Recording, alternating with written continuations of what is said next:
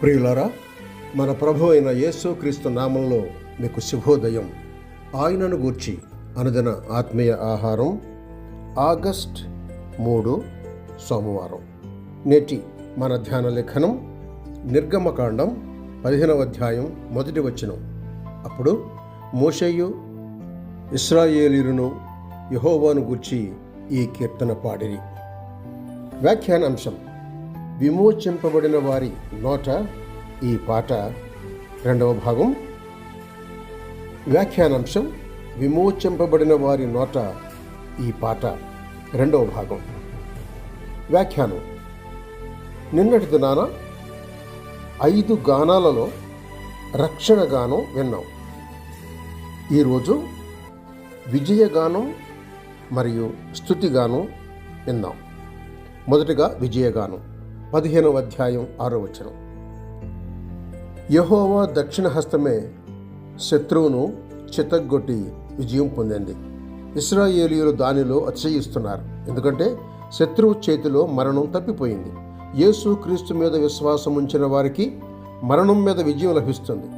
అపరాధముల చేత పాపముల చేత చచ్చిన మనలను దేవుడు క్రీస్తుతో కూడా బ్రతికించాడు. ఎఫెసీ 2:1 చూడండి. యేసుక్రీస్తు శిలువలో సాతాను మరణాన్ని జయించాడు కనుక ఆయనపై నమ్మకం ఉంచిన వారికి ఆయన విజయం సంప్రాప్తమవుతుంది. అపోస్తలుడైన పౌలు ఈ విషయమే 1 కొరింథీ పత్రిక 15వ అధ్యాయం 57వ వచనంలో ఇలా చెప్తున్నాడు: మన ప్రభువైన యేసుక్రీస్తు మూలంగా మనకు జయం అనుగ్రహించుచున్న దేవునికి స్తోత్రం కలుగునుగాక. రోమాపత్రిక 8వ అధ్యాయం 31వ వచనంలో కూడా దేవుడు మన పక్షమున ఉండగా మనకు విరోధి ఎవరు అని ప్రశ్నిస్తున్నాడు అపోస్తలుడు. దేవుడే మన పక్షంగా ఉంటే ఇంకెవరు గెలుస్తారు? అసాధ్యం. యుద్ధం యెహోవాదే, విజయం విశ్వాసిదే.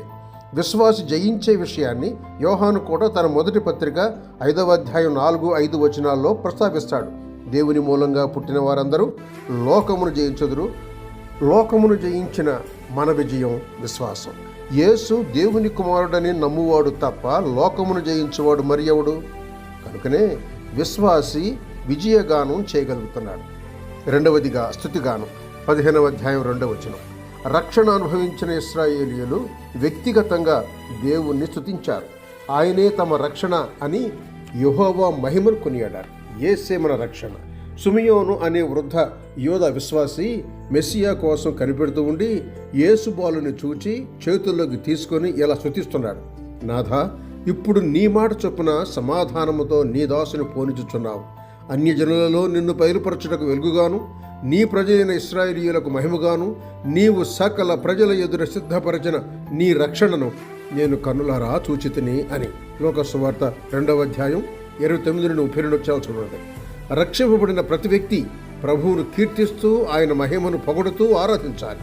ఆయన మన పట్ల చేసిన గొప్ప కార్యాలను మరవకూడదు. కీర్తనల గ్రంథం 103వ కీర్తన 4వ వచనం చూడండి.